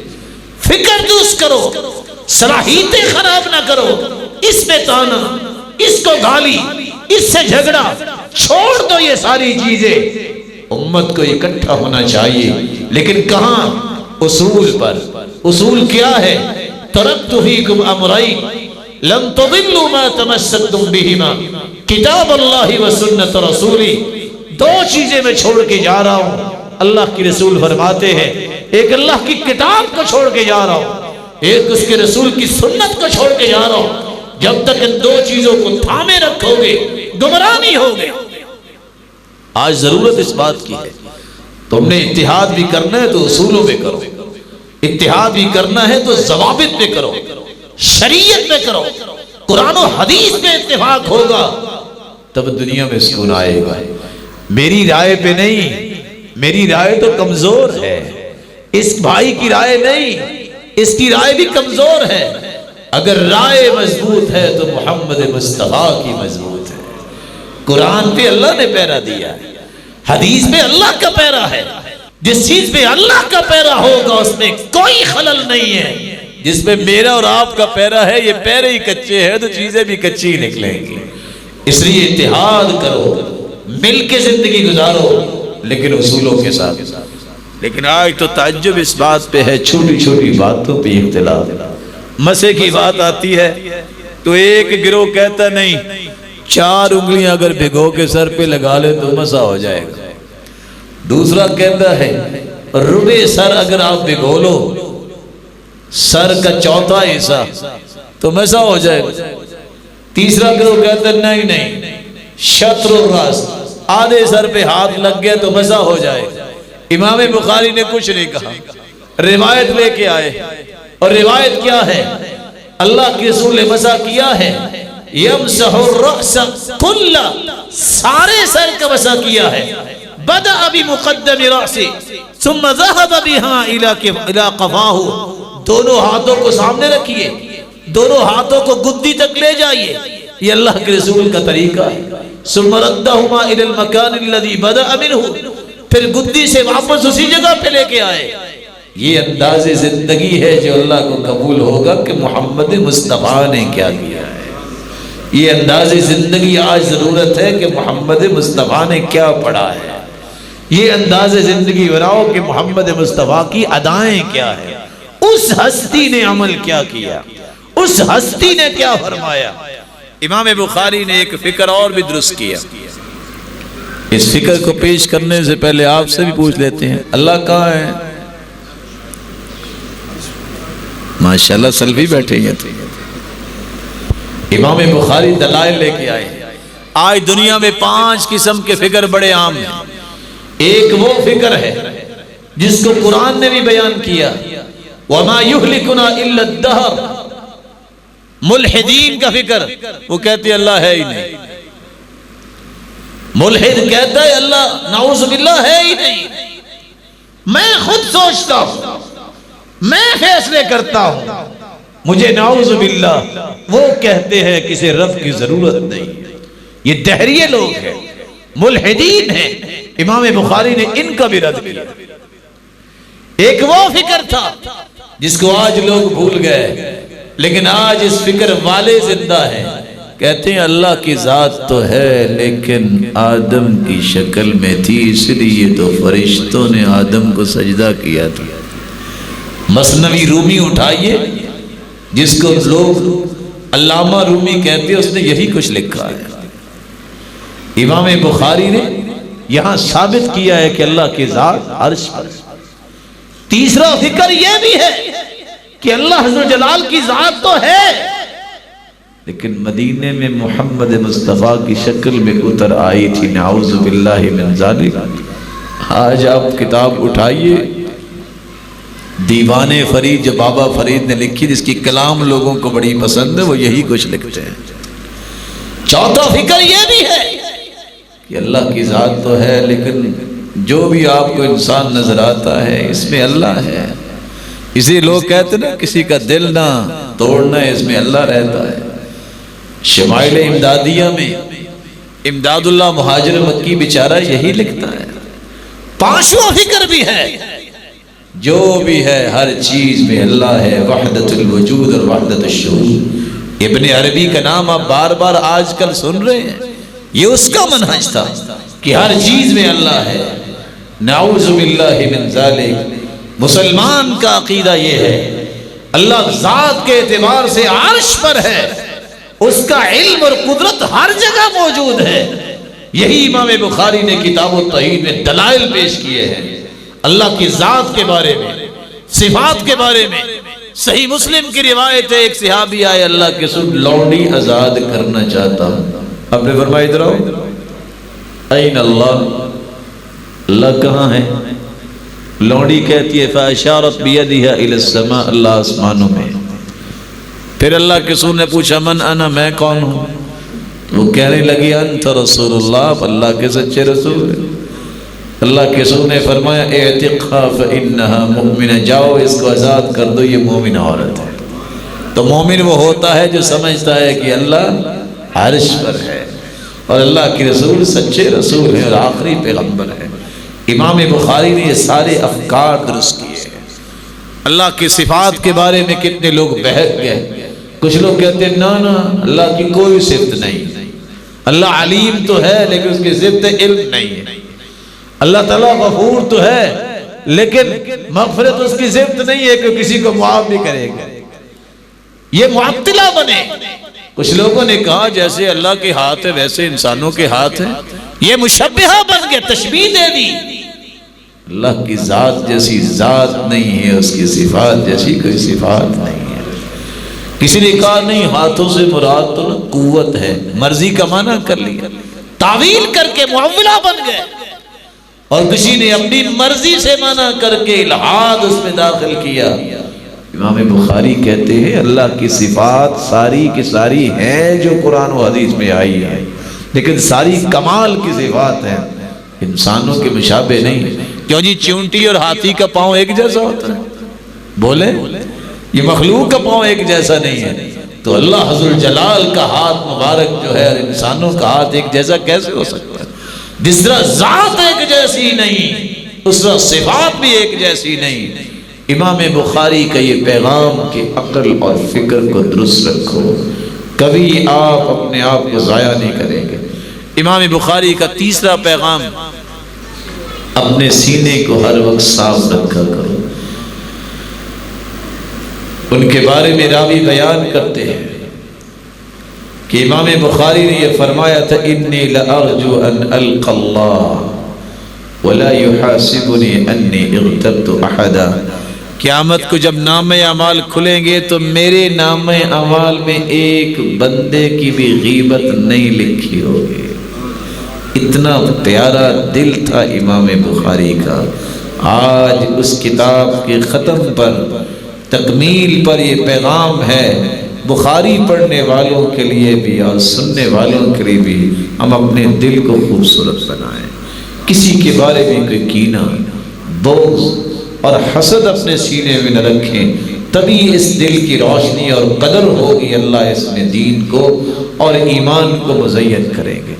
امام بخاری رحمۃ اللہ علیہ کی شخصیت اور ان کی کتاب کا ایک چوتھا پیغام بھی ہے. یہ مقام ایسے نہیں ملا کرتے، اس کے لیے محنت کرنی پڑتی ہے. بقدر القد تنقسم المعالی من طلب العلا سہر اللیالی. کوشش کرنے سے یہ مقام ملتا ہے. جنہیں مقام لینا ہوتا ہے وہ رات کو جاگتے ہیں. کوشش کیا کریں اپنے گھروں میں ٹی وی لاؤنج کی بجائے حدیث لاؤنج بنائیں، تفسیر لاؤنج بنائیں، قرآن لاؤنج بنائیں. اپنے گھر میں صحیح بخاری مترجم رکھیں. اگر آپ عربی نہیں جانتے کتب ستہ رکھیں، قرآن مجید کا ترجمہ پڑھیں، اولادوں کو پڑھائیے. 20 منٹ صرف نکال لیجئے روزانہ. رات کے کھانے کے بعد بچوں اور بچیوں کو لے کے بیٹھیے، 1 سے 2 حدیثیں پڑھیے. اللہ کی قسم آپ حیران ہوں گے کہ 1 سال کے بعد ان بچوں کے اندر خوبصورتی اور تربیت کتنی ہوگی. یہ کام ہے کرنے والے. اور آخری پیغام، رسول اکرم صلی اللہ علیہ وسلم کی حدیثوں کو جمع کرنے والے امام بخاری رحمۃ اللہ علیہ نے اپنی زندگی گزاری. وہاں سے نکالے پھر بھی اپنا کام کرتے رہے. بخارا سے نکلے، بغداد سے نکلے، کہاں گئے پرواہ نہیں کی، اپنے مشن پہ لگے رہے. لوگوں کی پرواہ نہیں کی بلکہ معافی کرتے رہے. اسمح یسمح لک. آج لوگوں کو معاف کرنا سیکھو، اللہ تجھے قیامت کو معاف کر دیں گے. ایسے انسان کو اللہ بلندیاں دیتے ہیں. اللہ کے رسول سے صحابی نے پوچھا تھا سب سے افضل ایمان کون سا ہے؟ تو آپ نے فرمایا تھا الصبر والسماحہ. صبر کرنا اور پرواہ نہ کرنا، بڑی سے بڑی بات کو بھی معاف کر دینا، یہ سب سے افضل مومن کی نشانی ہے. اللہ ذوالجلال ہم سب کو ایسے ہی مومن بنا دے. اور اللہ ذوالجلال ان بیٹیوں کو عالمات ربانیات بنائے جنہوں نے یہ مبارک کتاب مکمل کی ہے. اور وہ بیٹے جنہوں نے حفظ کیا ہے، اے اللہ ان کو دنیا کا امام بنا، ان کے والدین کے صدقہ جاریہ بنا، آنکھوں کی ٹھنڈک بنا، اور اساتذہ کے لیے بھی صدقہ جاریہ بنا. جو اساتذہ پڑھانے والے ہیں اے اللہ ان کو دنیا اور آخرت میں عزت والی زندگی عطا فرما. جتنے اللہ تیرے گھر میں بیٹھے ہیں سب کو جنت الفردوس میں بھی جمع فرما اور اپنے دیدار کا مستحق بنا. وآخر دعوانا الحمدللہ. میں رانا نصر اللہ خان صاحب سے گزارش کرتا ہوں کہ وہ اسٹیج پہ تشریف لائیں تاکہ بچوں کو انعامات دیے جائیں. اور ملک محمد بابر ساجد صاحب سے میں گزارش کرتا ہوں کہ وہ بھی قریب آ جائیں.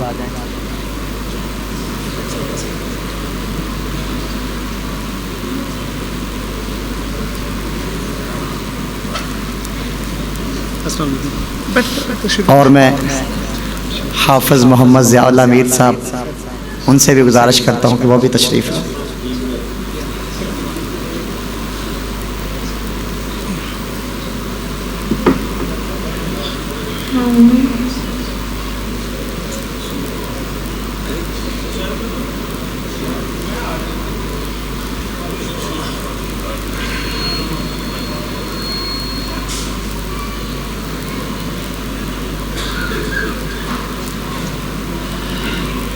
ریاض تو دیکھ لیتے ہیں اور زیادہ وہ بیٹھے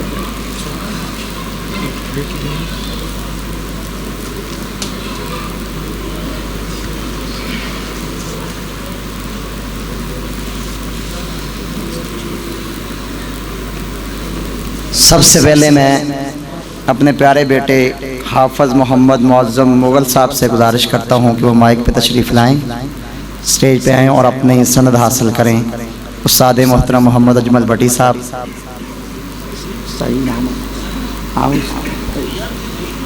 کھڑے ہو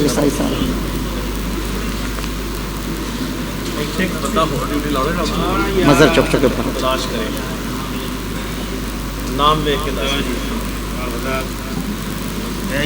ہاں جی ہاں جی لو جی آپ صاحب ماشاء اللہ مبارک ہو جی بولی جو بڑا السلام علیکم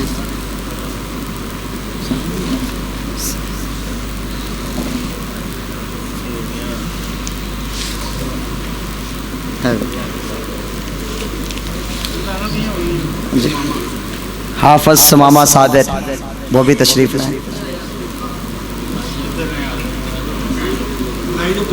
ملک محمد بابر ساجد صاحب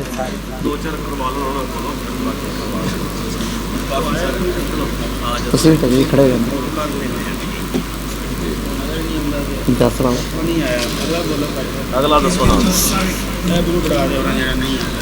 حافظ سعد یوسف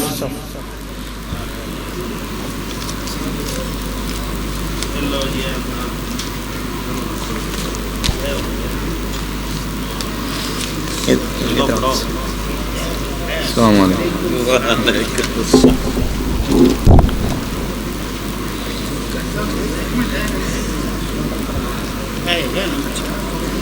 ہاں جی ہاں جی حافظ رانا فہد علی،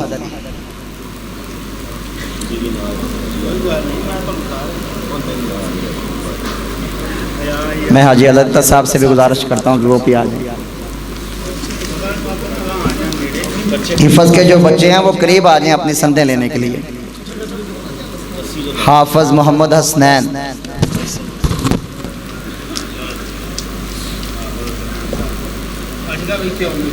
حافظ طاہا عبد الرحمن، جلدی آؤ یار۔ حافظ علی حسن،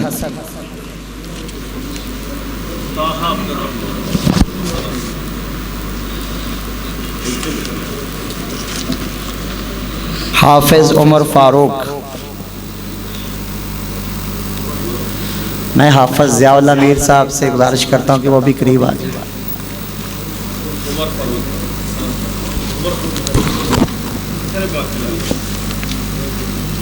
حافظ عثمان غنی،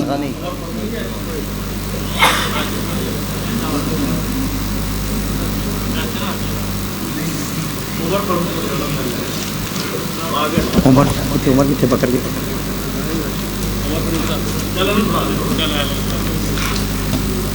حافظ عثمان غنی،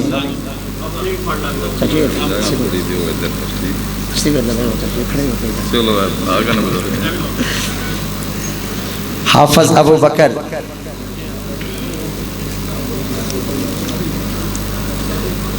میں حافظ سعد رفیق صاحب سے بھی گزارش کرتا ہوں کہ وہ بھی قریب آئیں ذرا۔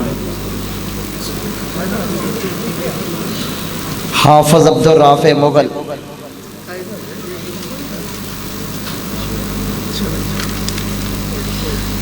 رانا معوض خان،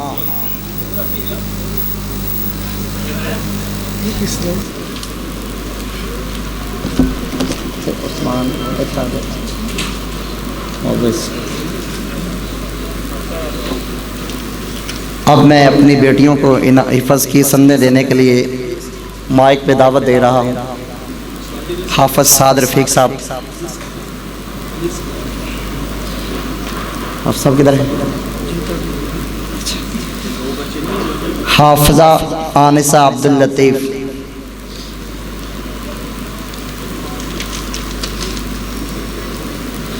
حافظہ صالحہ صدیق والمحمد صدیق،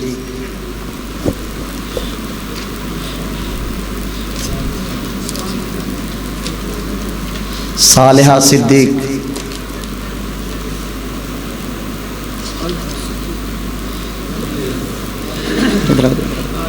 حافظہ مناہل وال محمد شفیق،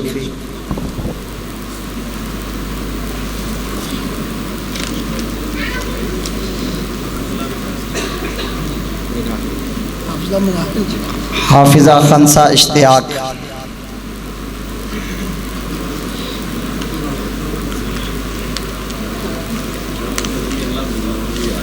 حافظہ حبا دانش،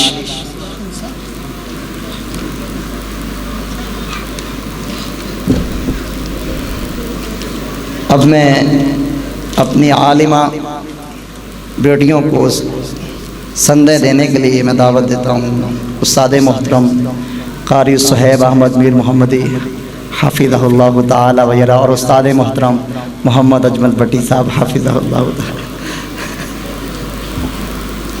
ارم شہزادی،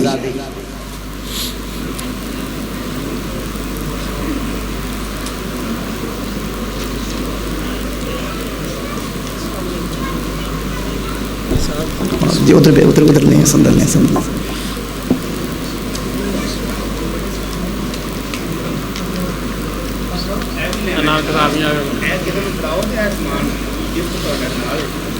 خدیجہ صدیق،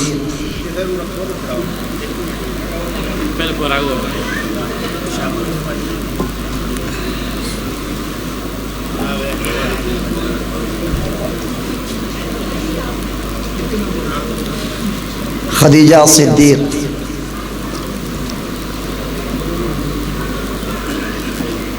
آگے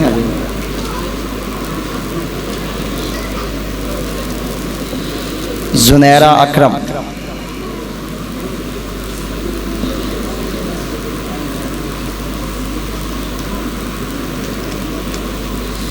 مریم ارشاد،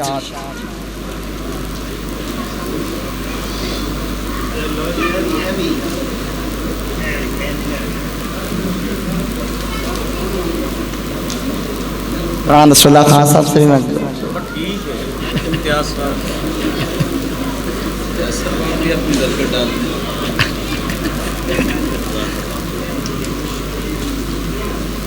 خنسا صدیق، جی مریم ارشاد کے نیچے رکھ دیں، خنسا صدیق،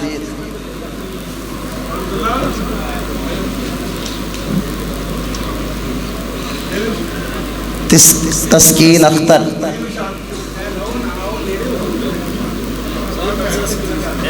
خنسا صدیق، تسکین اختر،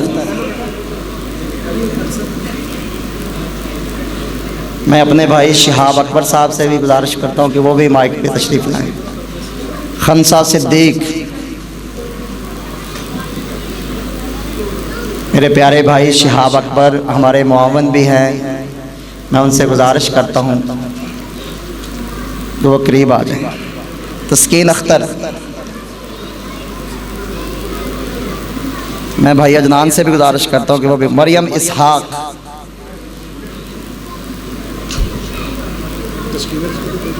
تسکین اختر، کوئی نیچے رکھ دیں، مریم اسحاق، عائشہ طارق،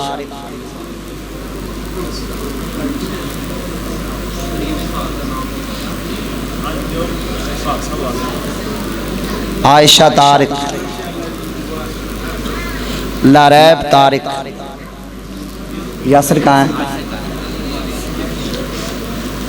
لاریب طارق،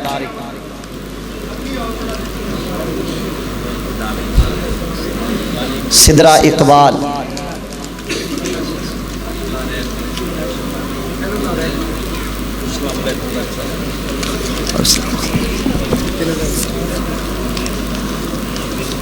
ہاں جی سائرہ نوید، میں ان کا بھائی ہوں، سائرہ کا چھوٹا بھائی، باپ بابا نہیں ہے، سائرہ، انشاءاللہ اب نماز ہوگی،